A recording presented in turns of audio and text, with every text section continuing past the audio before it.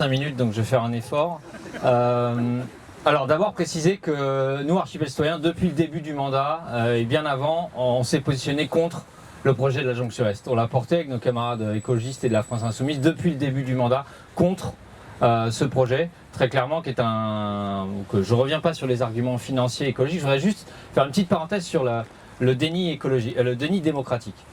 Il faut savoir que pourquoi ce projet qui n'a aucun intérêt, et même les services le reconnaissent, c'est que c'est un projet purement politique. Il fallait trouver un moyen de compensation pour la 3e ligne de métro qui avait été offerte à Colomiers et à Blagnac, et les communes de l'Est étaient plutôt desservies. Donc Jean-Luc Moudenc a fait un accord politique en disant aux maires de Balma, Saint-Orens, je vous offre la jonction Est et comme ça vous restez tranquille. C'est un deal politique, parce que sur les chiffres, ce projet est complètement inique, il date des années 80, aujourd'hui il est totalement obsolète et il n'a aucun intérêt. Et donc l'enjeu, c'est véritablement les prochaines municipales pour peser au niveau du conseil métropolitain pour renverser la vapeur, puisqu'il n'y a aucune raison de faire ce projet. Déni démocratique, première consultation, 96% de contre. On porte avec Hélène Cabane, qui siège avec moi au conseil de métropole, cet argument face à Jean-Luc Moudenc qui nous répond « Monsieur Le Texier, mais vous ne prenez pas en compte la majorité silencieuse ».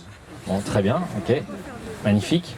Et le vice-président à la voirie qui nous dit « Monsieur Le Texier, les scientifiques, il ne faut pas toujours les croire ». Quand on parle du trafic induit et de toutes les études de transport qui existent partout dans le monde, en amenant des arguments concrets scientifiques. Voilà, donc on en était là. Enquête publique, 60% de personnes contre. On passe de, je crois que vous me corrigerez sur les chiffres, 500 à 600 personnes à plus de 3000.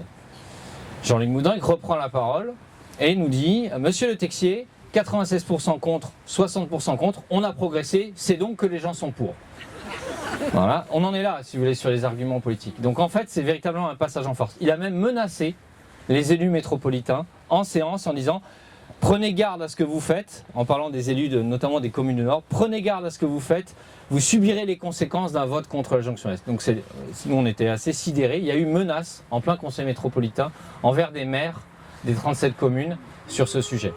Donc on est véritablement face à du passage en force de l'autoritarisme qui ne préjuge rien de bon pour la suite. Je clôt cette parenthèse. Sur le projet alternatif, Archipel Citoyen a mené une convention citoyenne sur les mobilités dans la zone.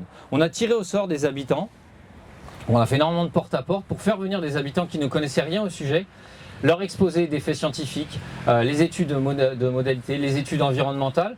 Et ils ont produit en fait quelque chose qui était beaucoup moins précis que ce projet alternatif, qui est très bien construit, bravo pour le boulot, qui était dans les mêmes orientations. Donc on voit que des citoyens, il y a même quelqu'un qui était vice-président chez Airbus, avec un beau SUV dans sa cour, qui a fini par dire oui c'est complètement débile. Donc la jonction Est. Donc en fait on voit qu'en montant les citoyens en compétences, en leur amenant les enjeux généraux, l'intelligence collective joue et les bonnes décisions peuvent être prises. Et donc ça c'est fondamental de le prendre. Donc ce projet alternatif, oui. Je vais mettre juste un petit bémol, c'est qu'il faut prendre de la hauteur. Aujourd'hui, on manque totalement de vision sur les mobilités au niveau de la métropole. Donc ce projet est intéressant, mais il doit être mis dans un projet global de mobilité. Qu'est-ce qui s'est passé ? Le plan de déplacement urbain, qui est le schéma stratégique de mobilité, a été annulé par la justice. Notamment parce qu'il n'était pas cohérent avec les objectifs des accords de Paris de réduction des gaz à effet de serre. C'est une des raisons. Et donc en fait, on pensait que Jean-Luc Moudenc allait déclencher un nouveau plan de déplacement urbain. Il ne l'a pas fait, il n'a fait qu'un diagnostic. À ce stade, pourquoi ce n'est pas fait ? Il n'y a plus un rond dans les caisses de la métropole et de Tisséo. Tout a été aspiré par les financements de la 3e ligne de métro. Donc aujourd'hui, qu'est-ce qu'il fait ? Il ne produit pas un schéma stratégique parce qu'il ne sait pas comment faire. Il y a une petite promesse qui aujourd'hui n'a pas de sens, de rallonger Téléo jusqu'à Malpère. Il lui faut du clinquant. On est dans la dogmatique, on est dans le clinquant électoral, alors que ce qui fait sens, c'est la ceinture sud complète de Basso-Cambo jusqu'à Malpère qu'il faudrait construire. Donc aujourd'hui, on est dans une situation où le prochain mandat sera celui de la construction d'un plan stratégique à échelle 20, 30, 40 ans des mobilités. Et c'est ça qu'il faut construire. Et je rejoins ce que disait Jean-François, il faut le construire en intelligence avec les citoyens. Aujourd'hui, on a besoin d'un grand temps de construction collective des mobilités sur 30 ans. On a les diagnostics de Tisséo et il va falloir être courageux sur un élément, c'est comme il n'y a plus un rond, il va faire ce que vous avez fait. Passer de 95 millions à 35 millions, comment ? En allant sur la place de la voiture individuelle. On va devoir partager l'espace. Et on peut faire des choses très intelligentes. Pour faire de l'aménagement tactique, pour réserver de la place aux mobilités douces, on peut le faire sans énormes travaux d'infrastructure. Donc l'avenir sera sur faire mieux avec moins. Et il passera par un dialogue difficile avec la population sur la place de la voiture individuelle.